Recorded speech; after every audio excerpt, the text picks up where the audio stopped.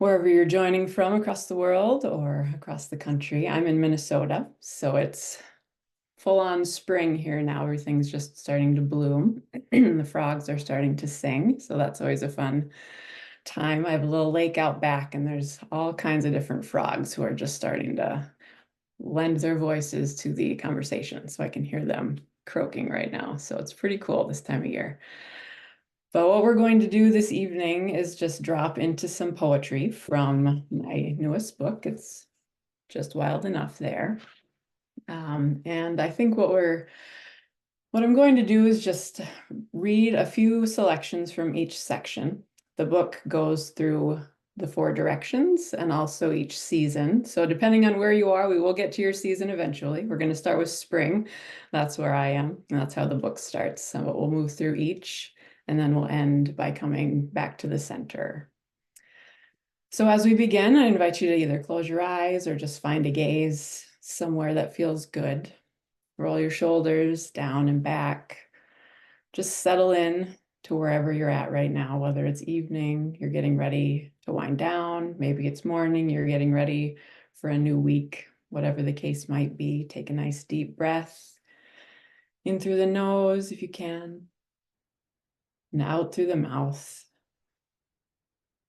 And again, in through the nose and out through the mouth. Just drop into whatever's supporting your body right now. Feel it supporting you. Feel the earth underneath you. Sense the sky above. Settle into this space, this time, as we center together to move through the wheel of the year. You can open your eyes if you'd like. You can keep them closed for the reading, whatever feels good. We'll start with the introduction. Most of the time, I don't feel wild. Not really. Not like I imagine a wolf or river otter or loon must feel wild. Yet I do feel like at least a part of me is akin to rivers and lakes, soil and trees, and all the wild things that still crawl the earth, swim the seas, and soar the skies. That's the part I want to focus on. The part that's just wild enough. Attention to that part is a prayer, the kind that rises from the ordinary, the kind that harmonizes with all the other wild parts of creation in a collective song of everyday devotion, a song that persists through all seasons, across all borders, and rides on the winds of time. I knew someone once who was air rising, ethereal energy, atmosphere embodied. I knew someone once who was flame dancing, a burst of fire and smoke reaching skyward. I knew someone once who was water seeping, a pervasive, holy presence finding a way. I knew someone once who was earth standing, solid rock channeling unwavering truth. It was you or me, maybe all of us, air, fire, water, earth, meeting in space and across time, a collective effervescence, a collision of earth and sky, a confluence of all that once was and yet will be. So now we'll move to the east. If you'd like, you can position your body to the east. Not always easy to do when you're on an internet call, but direct your energy to the east, even if you won't turn yourself toward that direction. To the winds of the east, may you bless us with your call towards spring, your freshness of being, your breeze that offers clear vision and new perspective. May we look toward the winged ones, egret, butterfly, eagle, aloft with ease, gentle, honoring our younger selves, evolving as life calls us to evolve, always remembering that fierce newness is with us in every step. So we step into spring. How to go home again. Put down technology just for a little while. Pick up any aspect of your identity that has gotten lost over the years. And remember what it feels like to hold it close, unfiltered. Step outside and stride to the center of the nearest woodland. Lay down under the still bare canopy, heart open to the sky. Hearing with your whole body how sun and rain and soil thaw the frozen bits of you, reminding you to fully melt into your place in the wild family of things.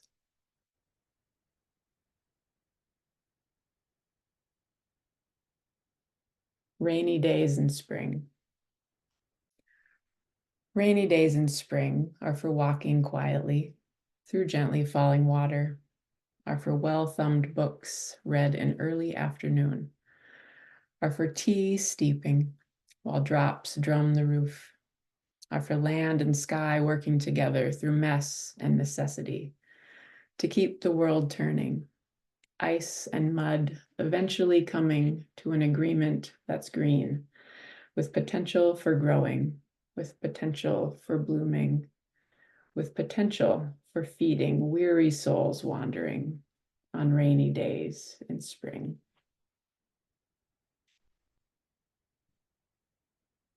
Next, breathe a river of light.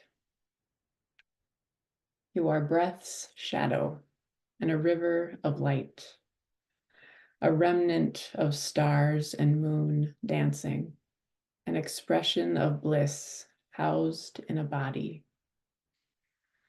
a confluence of cells that will never come together in the same way again, one thread in the great web that connects all things, raindrops and pipestone, a dream with memory, something perfection can't touch because perfection doesn't exist when you are a joyfully made, messily gorgeous thing.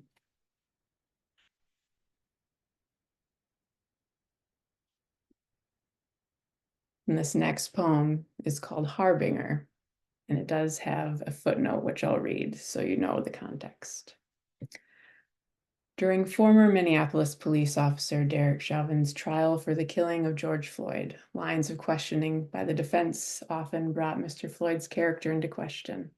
During the trial, Dante Wright, a Black father of a small boy, was shot and killed by Minnesota police officers.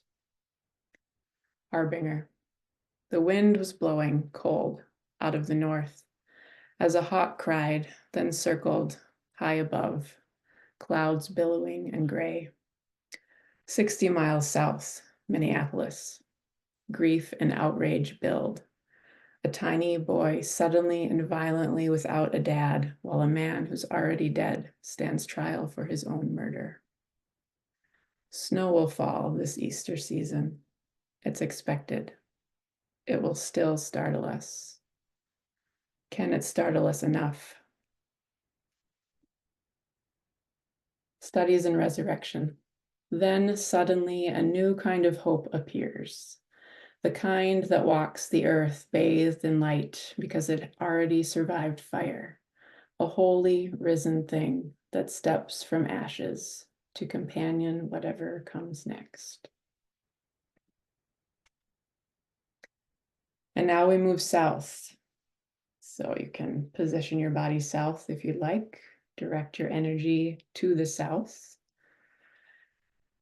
to the winds of the south.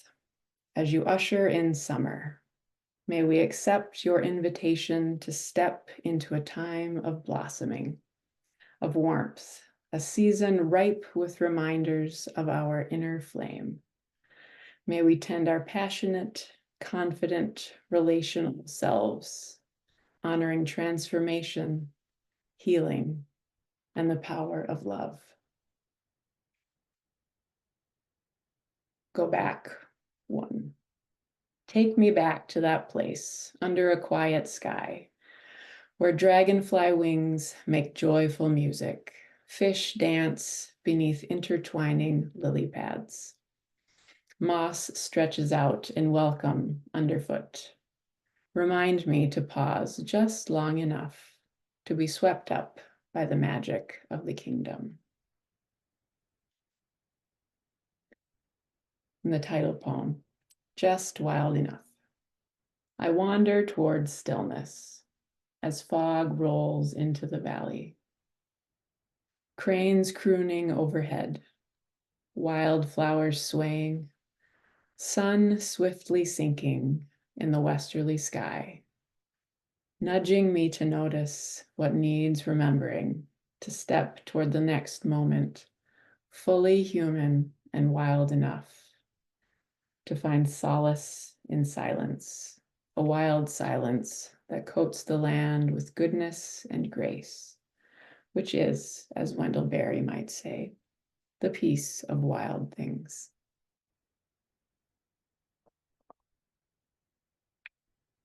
Directions to a more beautiful world. Imagine a bridge between water and sky. Then take one step after another until you meet justice and restoration, keeping company with love and belonging. Then keep walking toward peace.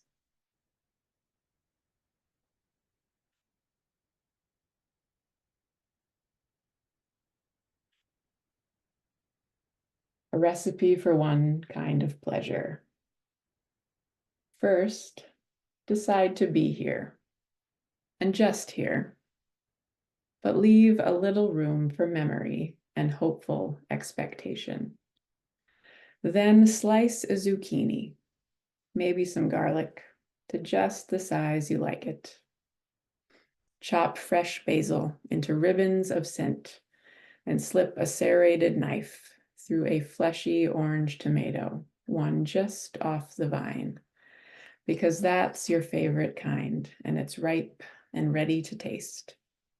Let the juice go where it will as you drop it all into sizzling oil, hot enough to alchemize such delight into nourishment. Let the reminder of high summer and the anticipation of right now carry you into the ecstasy of harmonizing with yourself.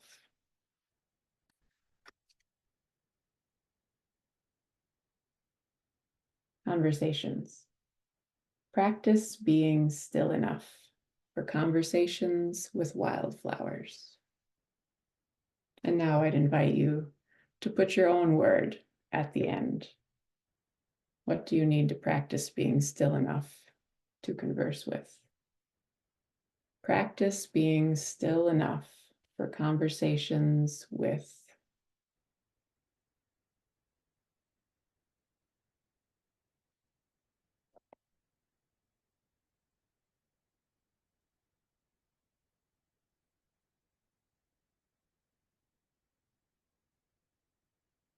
Details of small things. I made a pact with a jumping spider just the other day when he was waiting for whatever jumping spiders wait for as they traverse sides of trash bins. After that, a lichen-studded log engaged me in conversation about slow living, allowing ample space for listening to lonesome leaves discern their response as they littered about in our invitation to join. You just never know what might take root when you peer deeply into the details of small things, mind open to alternative ways of communication, all the while acknowledging, despite everything, that pact has love for the world at its center.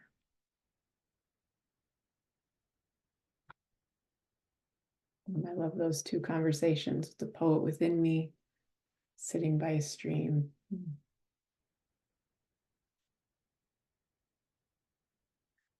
All right, now we'll move west to the winds of the west, a turning toward autumn. May we see your illustration of how to experience fluidity as we step into a deepening understanding of ourselves and an evolving appreciation for all that is. As you hold your mirror to our faces, we know you will not look away.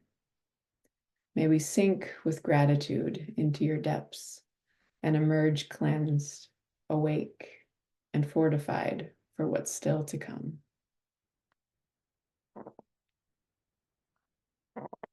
Go back to.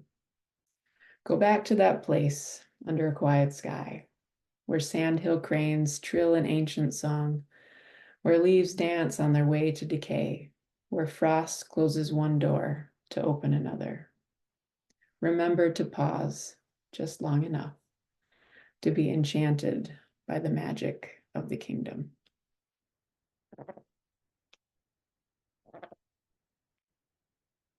Stranger, I wonder sometimes if we were brothers in another life, or doctor and patient, maybe even lovers, you caring for me or me for you, us for each other, lives intimately intertwined as time stretches out in a trajectory we'll never know, at least not in this life. And I ask myself if wondering about that other life could be enough to heal the wounds of this one.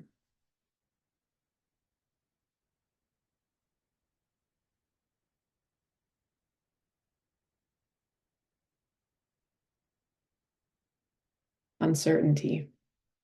What do you know for sure? Even if it isn't much, there's something. What you're standing on, the way the leaves dancing through fading light make you feel, the shirt you always feel good wearing, which foods remind you of home, who you love, maybe even who loves you. Keep it close. Lean on it when not knowing tries to push you down. What do you know for sure? Necessary undoing.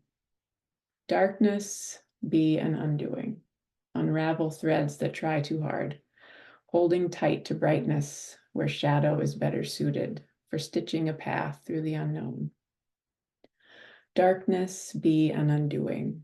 Drape a cloak of velvety black over the threshold between wrong and right, allowing enough time in liminal space to feel a way forward. Darkness be an undoing. Welcome tentative steps taken in faith through uncertainty, each one an act of courage, an undoing necessary to be whole. And finally, we go north. To the winds of the north, Mother Earth, may we welcome your energy and your power as winter's stillness spreads across the land, an energy that brings clarity, boundaries, and precision. May your gift of stillness give us strength to cut away what is no longer needed, to say yes and no when each is called for, to rise into what stillness can offer. Go back, 3. Go back to that place, the wild silence within, where peace is a river running through your veins, where tall buildings are an invitation to look up, where inner quiet is more powerful than outer chaos. Remember to pause just long enough to be swept up into the miracle of mindfulness. It is no small thing to forgive yourself, to accept what is, to begin again, to feel like enough.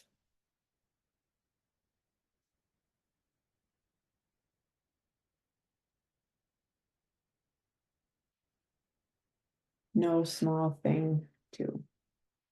It is no small thing to wake up in a warring world, unconditional positive regard bleeding out at your feet, empathy cleaved into ribbons by the gods of vengeance, to notice, even on the darkest of dawns.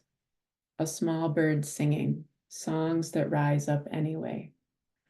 Tiny offerings that may not heal the open wound, but add just enough light to keep you working toward peace.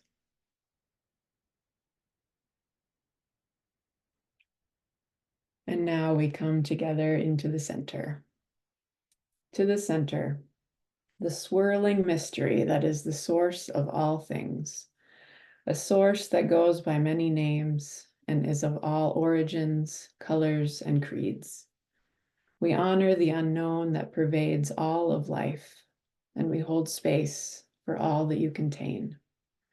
We remember that every breath can hold a prayer when we allow ourselves to touch the core.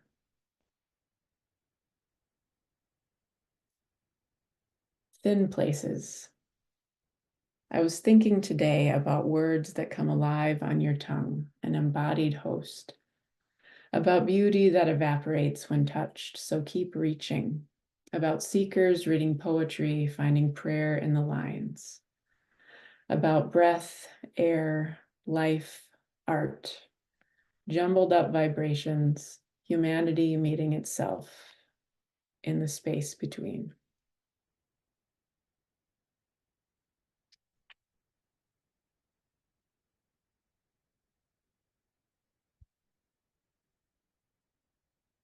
Collective rising.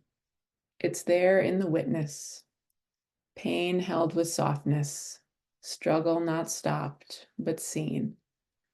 A momentary link, a fusion made by acknowledging scars and not fearing the open wound. A connection that slows any bleeding just enough to let the feathers of other birds hold the line. Tiny, fierce cradles of love, wisps of active hope, rising.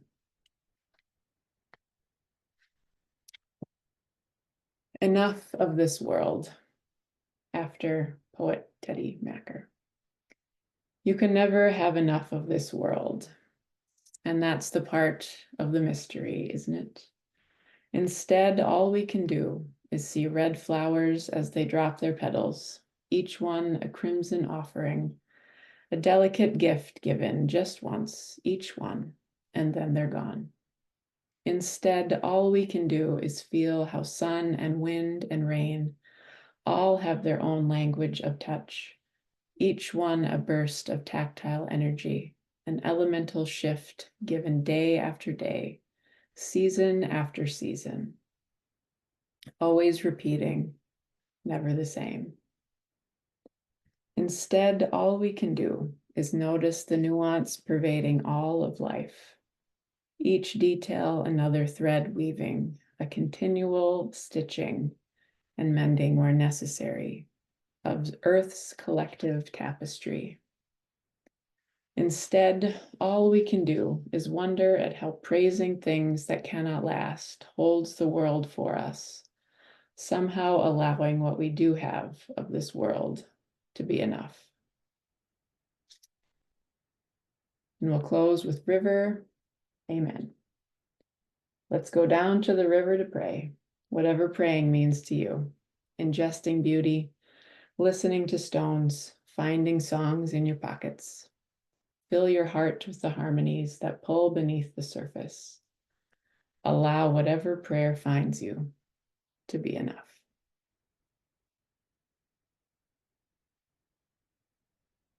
So we're all part of the whole, and we're all just wild enough, which is something to remember and hold close. We're part of the elements that make up the wholly wild and mysteriously wonderful body of earth. We are wind, fire, water, and earth, meeting in space and across time, with amens in all languages, weaving us together.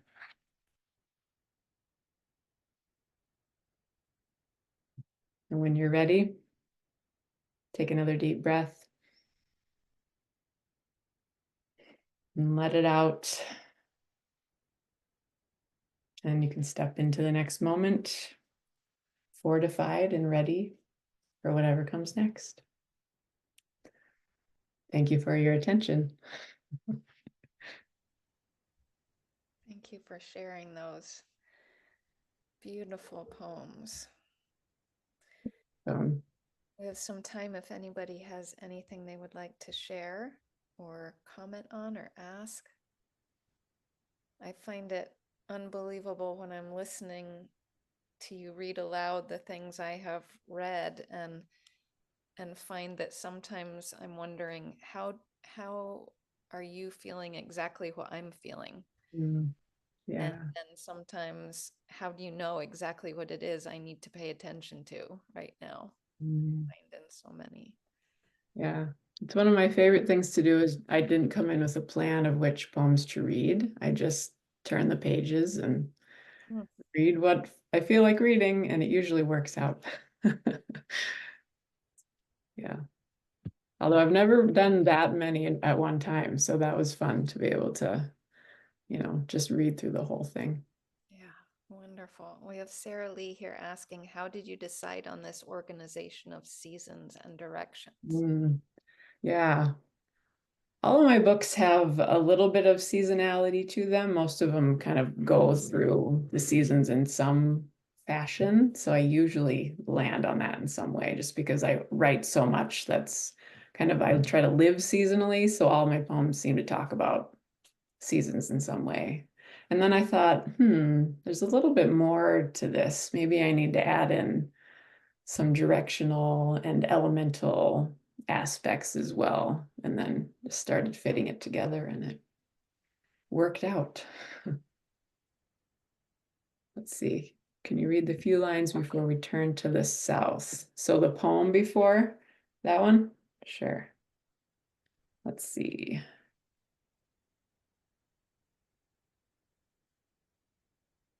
Studies in Resurrection.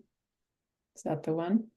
That's the one right before. So I'll just read that one again. So then suddenly a new kind of hope appears, the kind that walks the earth bathed in light because it already survived fire, a wholly risen thing that steps from ashes to companion whatever comes next. I think that one came out of Easter one year. And I have those two graphics of those two poems in the chat if you all want to open those and save those.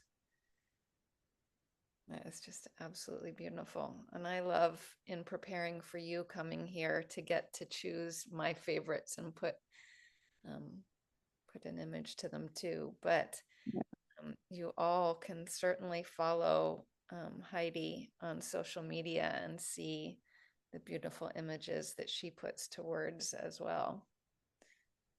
Yeah, stay in touch. I love to keep talking to people about these ideas and poetry and all the things.